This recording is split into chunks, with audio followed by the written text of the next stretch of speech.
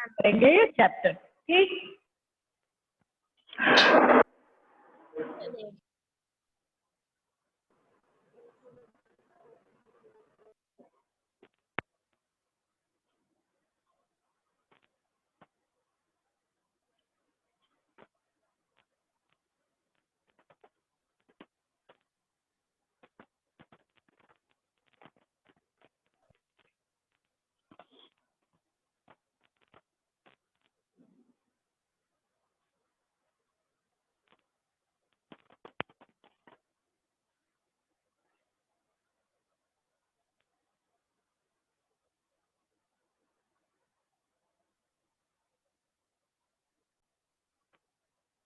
हाँ तो बच्चों आज हम एक नया चैप्टर स्टार्ट कर रहे हैं, चैप्टर 9 हिस्ट्री में। ठीक है, तो इस चैप्टर का नाम है शासक और इतिव्रत।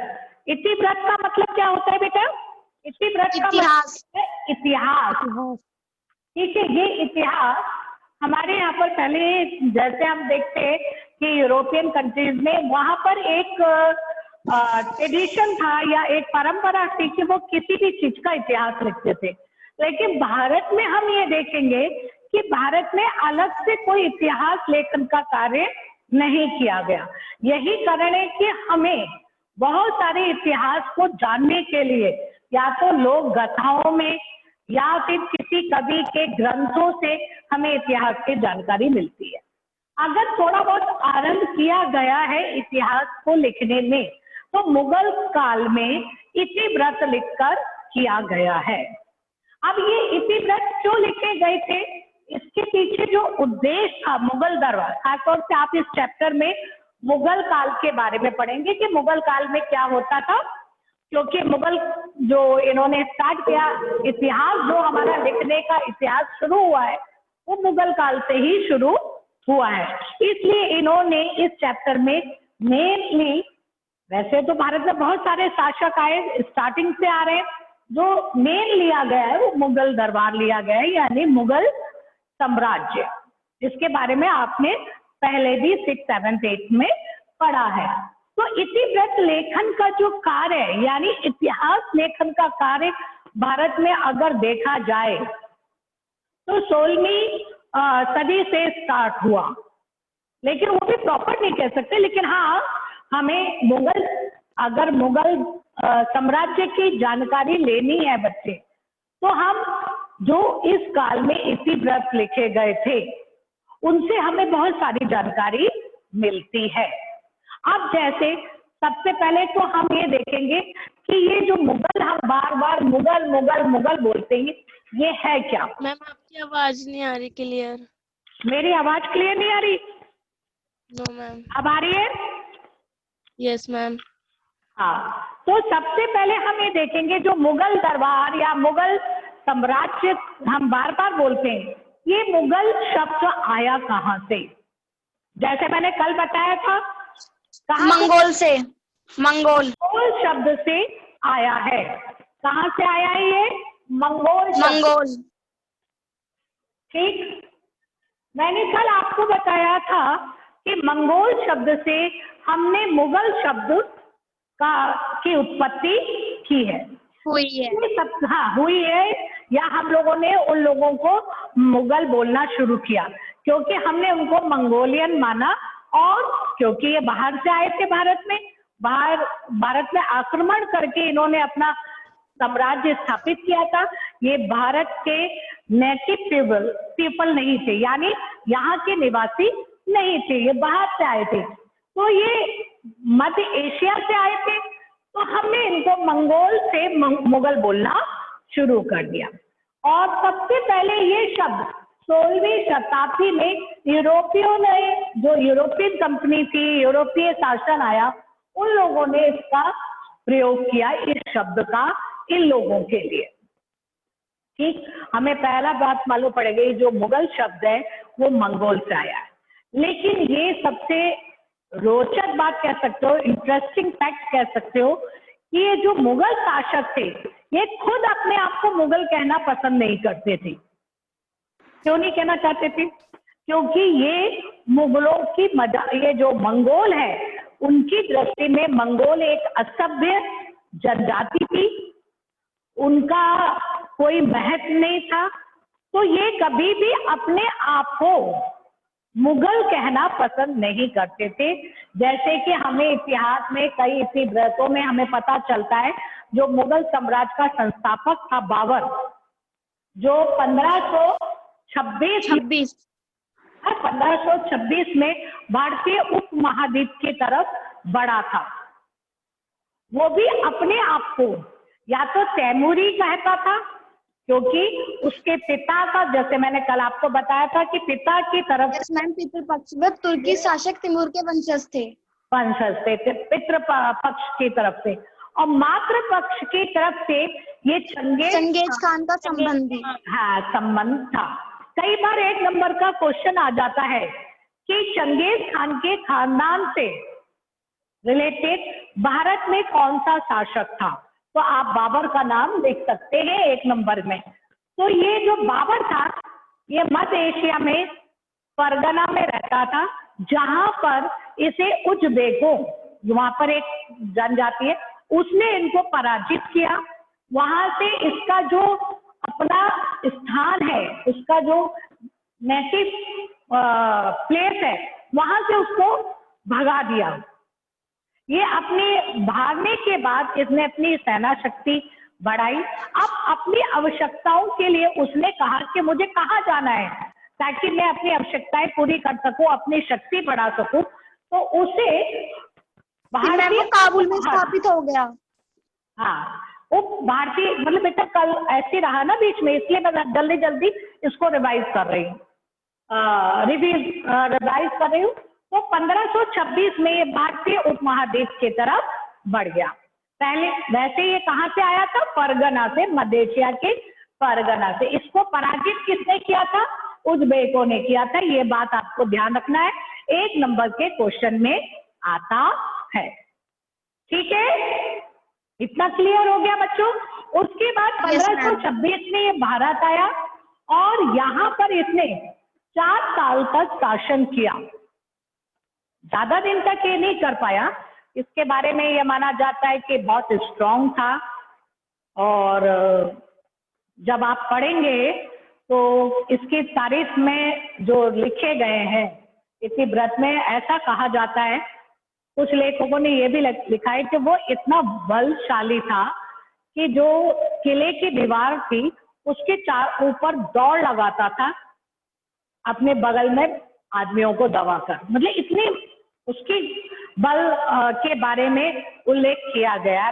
ये अतिशयोक्ति है या सच है वो अलग बात है। ठीक है, तो ये, लेकिन इसको ज्यादा समय नहीं मिला।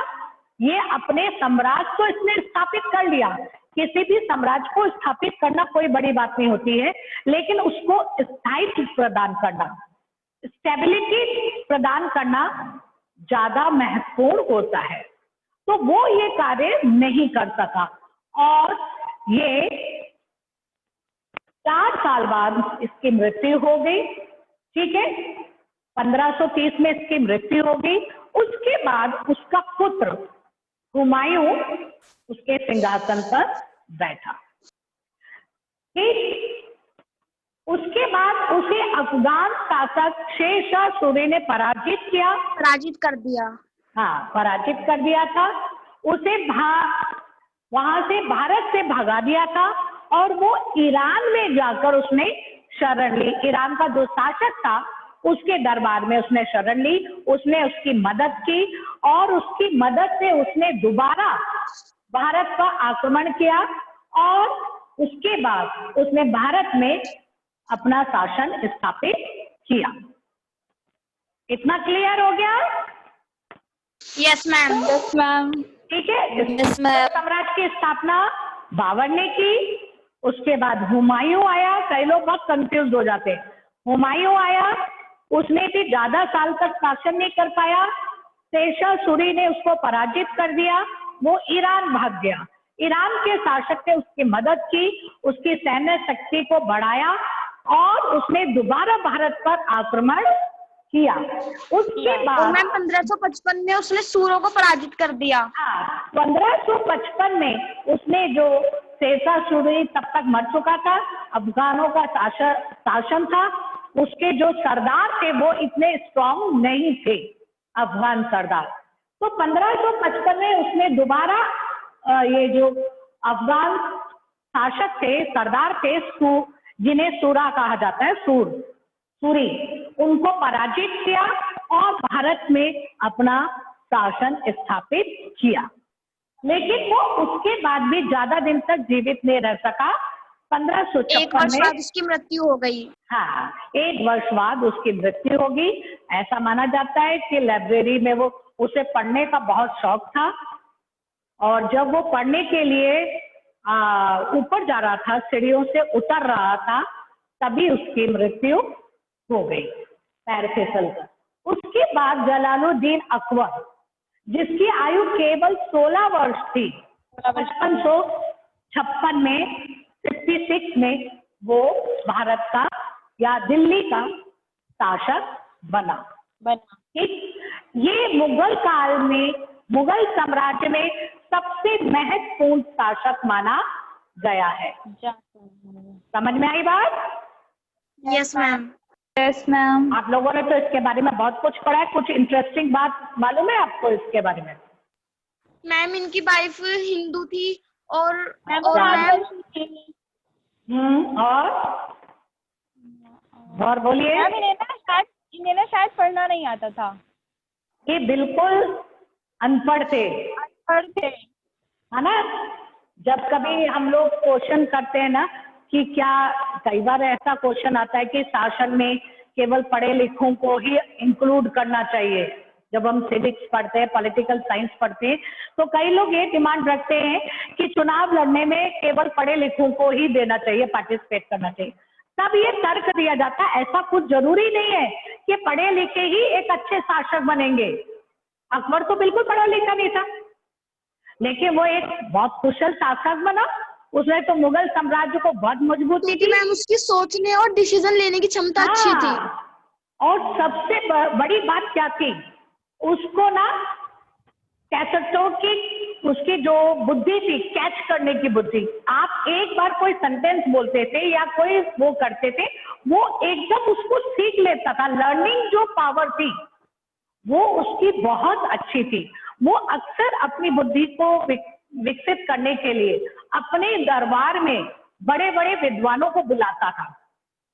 केवल विद्वानों को नहीं, धर्म शास्त्रियों को भी बुलाता था, हर धर्म के, उनसे डिबेट कराता था, उसमें वो पार्टिसिपेट करता था। इससे क्या हुआ, वो उन सबको सुनता था। तो उसका जो माइंड था, जरूरी नहीं है कि किताबी ज्ञान से ही हमें जानकारी मिले। बहुत सारे ऐसे होते हैं जो बहुत सारा पढ़ लेते हैं, लेकिन उनको ज्ञान, व्यवहारिक ज्ञान नहीं होता है। ठीक है, तो इसकी सबसे बड़ी बात ये थी, इतनी कम उम्र में होने के बाद भी उसने इतने सारे षड्यंत्र जो उसके दरबार में चल रहे थे उसे हटाने के लिए उन सबसे विजय प्राप्त करके मुगल साम्राज्य की स्थापना की। उसे एक विशाल साम्राज्य में दिल्ली से लेकर दक्षिण तक फैलाया। ये उसकी बहुत बड़ी कह सकते हो सफलता थी। उसने राजनीतिक, उसने अपने साम्राज्य को बढ़ाने के लिए युद्ध के द्वारा, मैत्री संबंधों के द्वारा अपना साम्राज्य बढ़ाया। वो जानता था, वो शासक था, वो जानता था कि जब तक मैं हिंदुओं का सपोर्ट भारत में नहीं लूंगा तब तक मेरा साम्राज्य स्थापित नहीं हो पाएगा। ठीक है, इसलिए उसने कई जगह अपना संबंध, राजनीतिक संबंध बढ़ाए, कईयों से शादियां की। केवल जोधाबाई ही उसकी पत्नी नहीं थी, कई हिंदू पत्नियां थी उसकी। तो वो जानता था कि अगर राजपूतों से मैं वैवाहिक संबंध स्थापित करूंगा तो एक जो कह सकते हो ना, ईमानदारी, देशभक्ति या कह सकते हो वफादारी मुझे प्राप्त हो सकती है राजपूतों की। और जब तक राजपूत मेरे फेवर में नहीं आएंगे, मेरा शासन स्थापित नहीं हो पाएगा। तो इस तरीके से एक महान सम्राट के रूप में इसको याद किया जाता है। और ये धीरे धीरे भारतीय संस्कृति को अपना लिया था इन लोगों ने पूरी तरीके से, और इसे पूरा सपोर्ट भी था हिंदुओं का। उसके बाद 1556 के से लेकर 1605, हाँ 1605 तक अकबर ने शासन किया। उसके बाद आया जहांगीर 1606 में। ठीक, 1606 में जहांगीर आया। जहांगीर के बारे में क्या बता सकते हो? ये छोटी छोटी कहानियां अगर केवल ऐसी पढ़ोगे ना तो मजा नहीं आता। इनके बारे में जानो, इनकी कहानियों के बारे में जानो। जहांगीर के लिए क्या प्रसिद्ध है?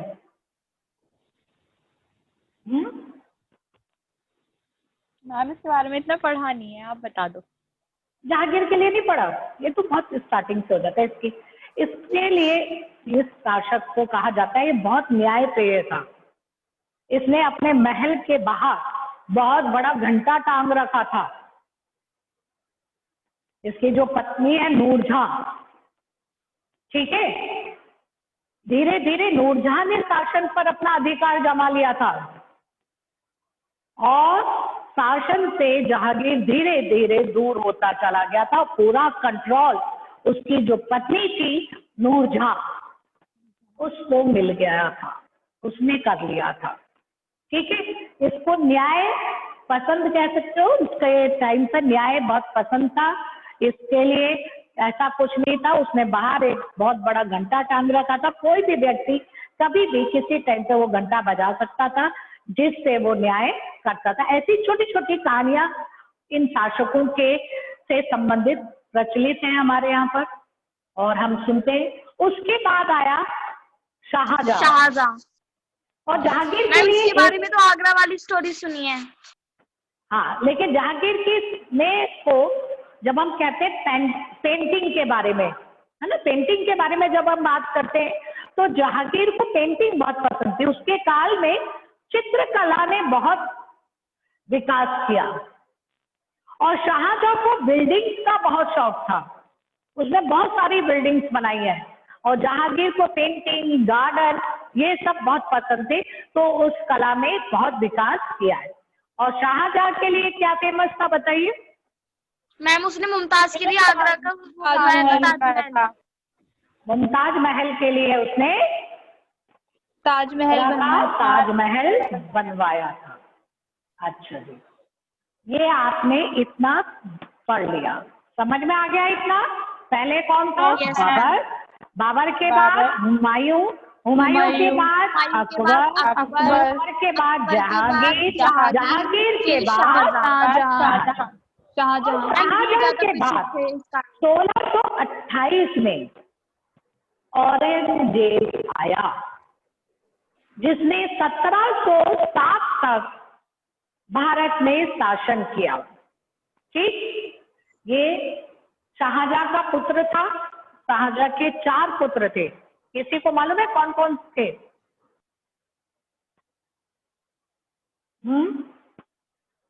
ये तो 6th 7th 8th में हो जाता है बच्चों। इसका मतलब मुगल कभी आपने अच्छी तरह से पढ़ा नहीं। अगर आप पढ़ते तो इसमें बड़ी इंटरेस्टिंग स्टोरीज हैं। जब हिस्ट्री के स्टूडेंट बने हो ना, तो केवल टेक्स्ट बुक से ही मत पढ़िए, और भी जानिए, आपको पता चलेगा औरंगजेब कैसा था। केवल ये नहीं कि हमने पढ़ लिया कि उसने 1658 से लेकर 1707 तक शासन किया। औरंगजेब के बारे में जब आप पढ़ोगे तो जानोगे कि सबसे छोटा पुत्र था शाहजहां का, फिर भी इसने शासन किया। शाहजहां के 4 पुत्र थे। किसी को नाम मालूम है उनके?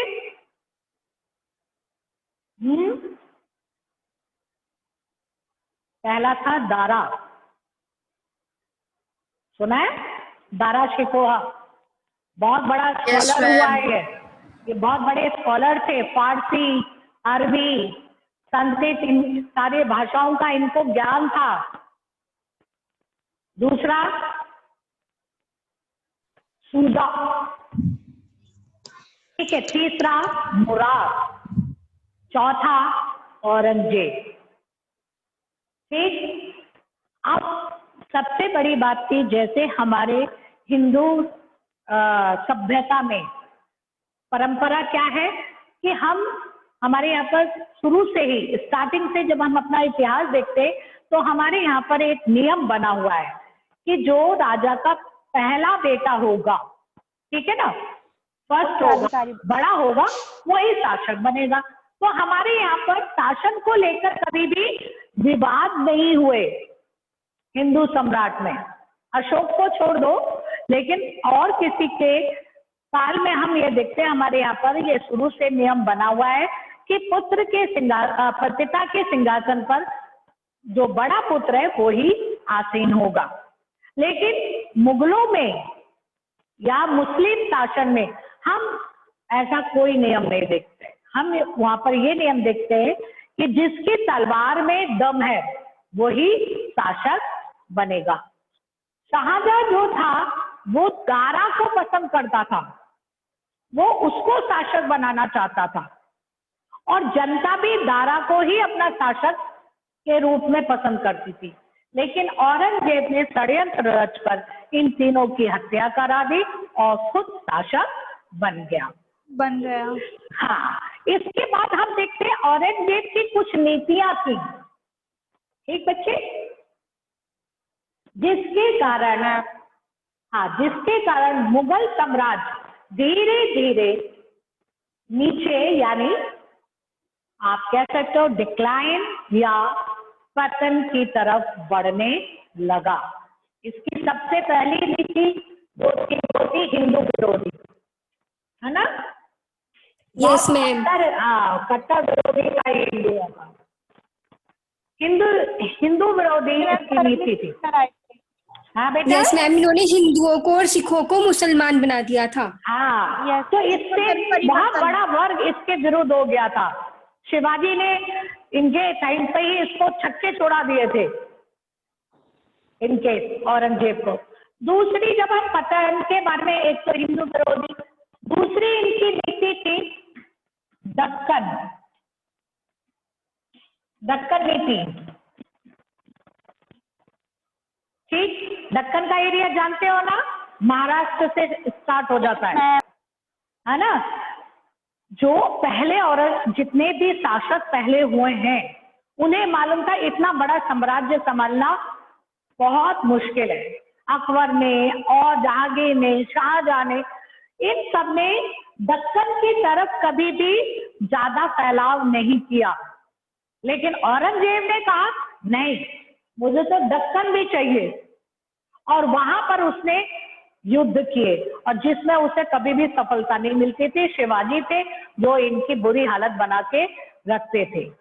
मराठाओं के साथ इनका युद्ध हुआ है, मराठाओं के युद्ध से इन्हें बहुत हानि हुई। इस तरीके से हम जब पढ़ते हैं कि मुगल काल धीरे धीरे क्यों पतन की ओर हो गया, तो हम जानते हैं कि सबसे ज्यादा उसके डिक्लाइन में औरंगजेब रिस्पॉन्सिबल था। तीसरा, बड़ा शक्की मिजाज का था। इसने अपने किसी भी पुत्र को शासन में इन्वॉल्व नहीं किया, क्योंकि इसने खुद षड्यंत्र करके किया था। तो इसको हमेशा डर लगा रहता था कि कहीं ऐसा ना हो कि मैं अपने पुत्रों को इन्वॉल्व करूं और ये भी मुझे मेरा जैसा ही करे। इस तरीके से इसके जितने भी उत्तराधिकारी आए, ये सब आपके चैप्टर में नहीं है, लेकिन मैं थोड़ा सा आपको बता रही हूँ ताकि आपको नॉलेज रहे, ठीक है? तो जितने भी इसके उत्तराधिकारी आए वो कमजोर थे, अविवेकी थे, उन्हें ज्ञान नहीं था शासन कैसे चलाना है। तो इस तरीके से मुगल साम्राज्य का पतन होता चला गया। अब आता है कि इसी व्रतियों के बारे में। इस काल में जो इसी व्रत लिखे गए, जैसे अकबरनामा,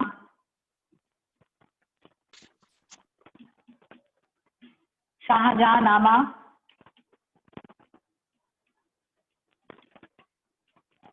ये इस तरीके से लिखे गए।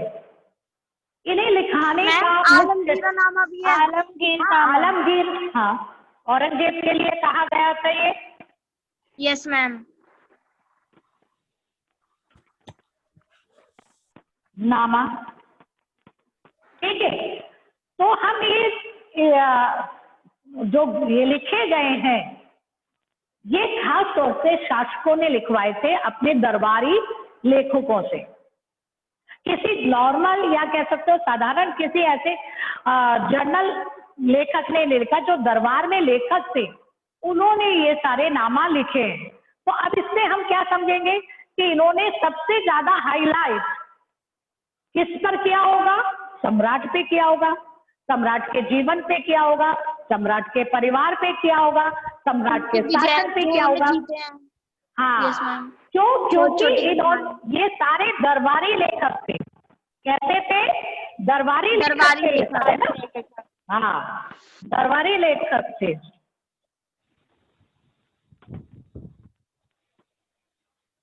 तो हम इनसे ये उम्मीद नहीं कर सकते, इन ग्रंथों से, कि हमें जन साधारण के बारे में भी जानकारी प्राप्त हो, क्योंकि इनका पूरा का पूरा काम केवल इन लोगों के बारे में बताना था। इनका शासन क्या था, कौन कौन से विद्रोह हुए, क्या हुए। ठीक है, आज के लिए हम इतना ही पढ़ेंगे, ठीक? और फिर इसके आगे